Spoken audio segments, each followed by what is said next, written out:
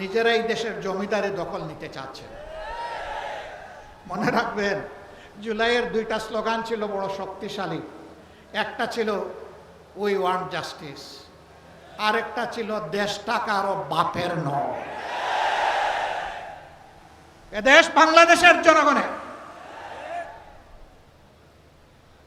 আধিপত্যবাদের দূষরদেরকে তাড়া দেখিয়ে শত শত আলিম উলামা বুকের তাজা রক্ত এবং জীবন দিয়ে এই দেশবাসীকে জীবন এনে দিয়েছেন। আমরা সেই আলিম উলামার সাথে বিশ্বাসঘাতকতা করব না। আমাদের যে যুব সমাজ, যে শ্রমিক সমাজ, যে কৃষক সমাজ, আপামর জনগণ, এমনকি 4 বছরের শিশু জীবন দিয়ে আমাদেরকে ঋণী করে গিয়েছে, আমরা তাদেরকে কথা দিচ্ছি, আমরা তোমাদের সাথে বেঈমানি করব না। তোমাদের স্বপ্ন বাস্তবায়নে আমরা অবিচল সামনে এগিয়ে যাব ইনশাআল্লাহ। আমরা গভীরভাবে আস্থাশীল। তারা প্রমাণ করেছেন, জীবন দেব, অন্যায়ের কাছে মাথা নত করব না। আফসোস, 2006 সালের 28 অক্টোবর যে খুনের রাজনীতি দিয়ে হাত রাঙিয়ে মানুষের রক্ত দিয়ে হাসিনার রাজনীতির নূতন উত্থান হয়েছিল, তাদের হাতে একসময় যারা সকলেই মজলুম ছিলাম, রাজপথে আন্দোলন করেছি, সংগ্রাম করেছি, তাদেরই একটা অংশ আজকে সরকারে যাওয়ার পরে অতীতের সব কিছু ভুলে গিয়েছে। আজকে এই দাবি বাস্তবায়নের জন্য আমাদেরকে সোহরাওয়ার্দী উদ্যানে আসতে হলো। তারা জাতির সাথে বিশ্বাসঘাতকতা করেছেন, এই কারণেই আসতে হলো। তারা স্বীকার করতে বাধ্য হয়েছেন, জুলাই সনদ বাস্তবায়নের কার্যকরী আইনি পদ্ধতি হিসাবে গণভোটের কোনো বিকল্প নেই। এই জন্য সেই গণভোটের প্রস্তাব তাদেরই একজন করেছিলেন।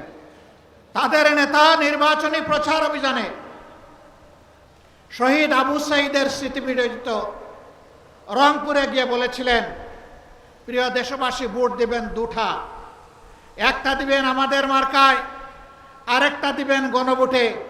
আপনারা সকলে গণভোটে হা বলবেন।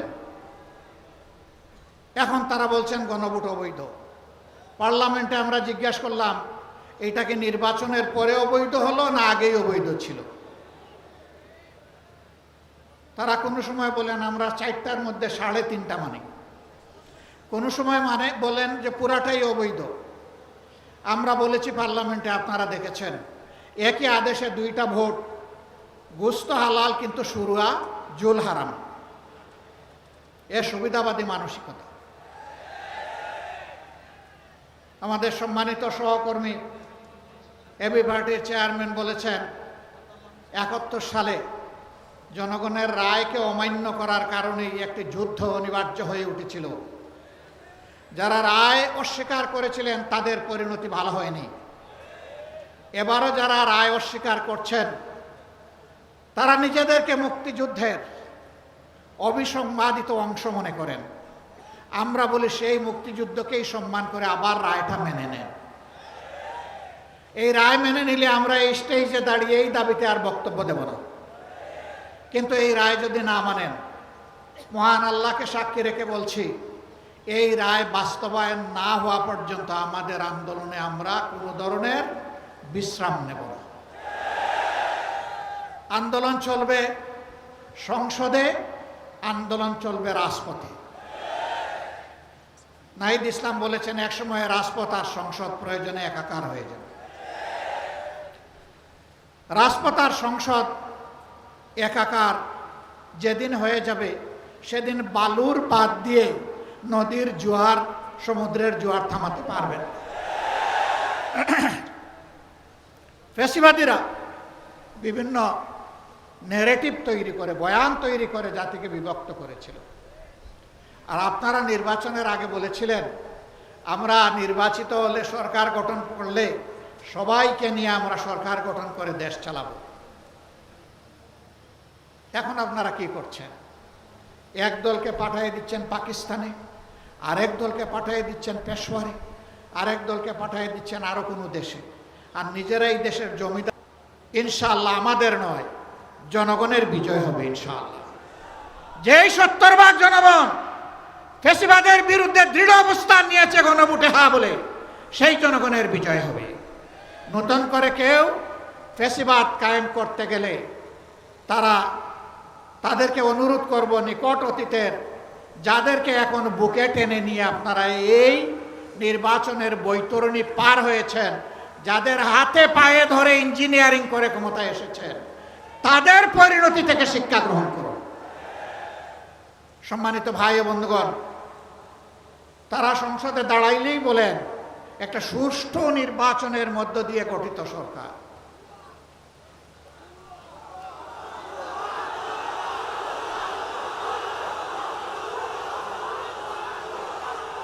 সরকার যদি সুষ্ঠু নির্বাচনেই গঠিত হয়, তাহলে বারবার দাঁড়াইয়া বলতে হয় কেন?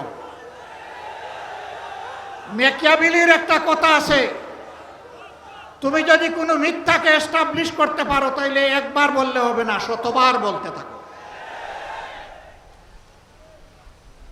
হ্যাঁ, ইতিমধ্যেই রাজসাক্ষী 2 জন পাওয়া গেছে। একজন সাবেক সরকার, এই ইন্টারিম গভর্নমেন্টের একজন উপদেষ্টা, তিনি বলেছেন আমরা ওদেরকে মেইন স্ট্রিম হতে দেইনি, ওরা পাওয়ার কথা ছিল 168, আমরা এদেরকে নামিয়ে এনেছি 68-তে। তাইলে তিনি স্বীকার করে নিয়েছেন যে একটা নিরপেক্ষ সরকারের অংশ হয়ে তিনি দেশবাসীর সাথে বিশ্বাসঘাতকতা করেছেন। তিনি বলেন নাই যে আমি নামিয়ে এনেছি, বলেছেন আমরা নামিয়ে এনেছি বহু বছর। তাইলে বাকি বচনগুলা কারা? এদের চেহারাও জাতির সামনে আপনি একটু বলে দেন, একা এ দায় নিবেন কেন? আরেকজন সংসদের ভিতরে স্থানীয় সরকার পল্লী উন্নয়ন প্রতিমন্ত্রী, তিনি বলেছেন যুবকরা ছাত্ররা আন্দোলন করে ফ্যাসিবাদের পতন ঘটিয়েছে, আমরাও ছিলাম। তবে ডক্টর মোহাম্মদ ইউনূস ক্যাপ্টেনের হাতে লন্ডনে গিয়ে পতাকা দিয়ে এসেছেন, ক্যাপ্টেনের হাতে নাকি ট্রফি দিয়ে এসেছেন। ট্রফি যদি আগেই ক্যাপ্টেনের হাতে চলে যায়, তাহলে এটা ছিল নির্বাচন নামের তামসা।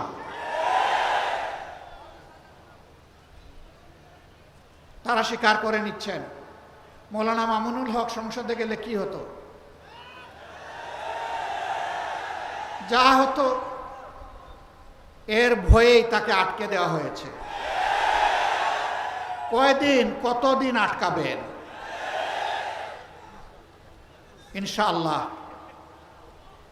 দেশপ্রেমিকরাই বাংলাদেশ আগামীতে পরিচালনা করবে ইনশাআল্লাহ। তৈরি হন, লড়াই চলবে, থামবো না, চালিয়ে যাব। জনগণের অধিকার আদায় না হওয়া পর্যন্ত জীবন যাবে, কিন্তু মাথা নত করব না ইনশাআল্লাহ। আজকের এই সমাবেশ থেকে আমরা আরেকবার প্রতিজ্ঞা নিলাম, ইনশাআল্লাহ জুলাইকে সম্মান করব, বুকে ধারণ করব, জুলাইয়ের সাথে বেঈমানি করব না। আর জুলাইয়ের সাথে যারা বেঈমানি করবে তাদেরকে ছাড় দিয়ে কথা বলা হবে না। বিশেষ করে যুবকদেরকে অনুরোধ করব, তৈরি হন। বলবেন আর কতবার জীবন দেব? দেশের জন্য যতবার প্রয়োজন, আমিও তোমাদের কাতারে দাঁড়িয়ে বলছি, আমিও যুবক, জীবন দিতেই থাকবো ইনশাআল্লাহ। বিড়ালের মতো বাঁচতে চাই না, 100 বৎসর, 1000 বছর, সিংহের মতো বাঁচতে চাই 1 সেকেন্ড। এর মাঝে আর কোনো কম্প্রোমাইজ হবে না ইনশাআল্লাহ। আধিপত্যবাদের কোনো ষড়যন্ত্র বরদাস্ত করা হবে না, সব কিছুকে ছিন্ন ভিন্ন করে দেওয়া হবে ইনশাআল্লাহ। সবাইকে আবারও আরেকটি অনিবার্য লড়াইয়ের জন্য প্রস্তুতি নেওয়ার আহ্বান জানিয়ে আমার বক্তব্য এখানেই শেষ করছি। আল্লাহ হাফেজ। বাংলাদেশ জিন্দাবাদ, বাংলাদেশ খেলাফত মজলিস জিন্দাবাদ।